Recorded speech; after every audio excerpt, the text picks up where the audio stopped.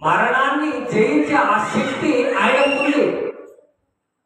ఎందుకు అంటే ప్రియులారా, ఆయనలో ఎటువంటి పాపము లేదు.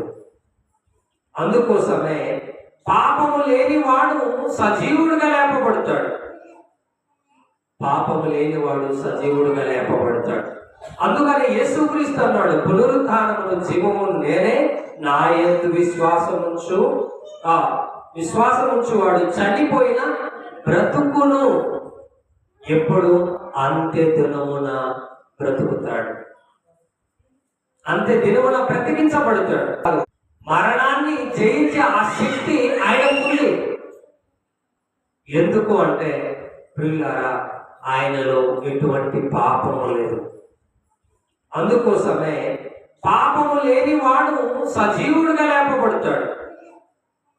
పాపము లేనివాడు సజీవుడుగా లేపబడతాడు. అందుకని యేసుక్రీస్తు అన్నాడు, పునరుత్థానమును జీవము నేనే, నా యందు విశ్వాసముంచు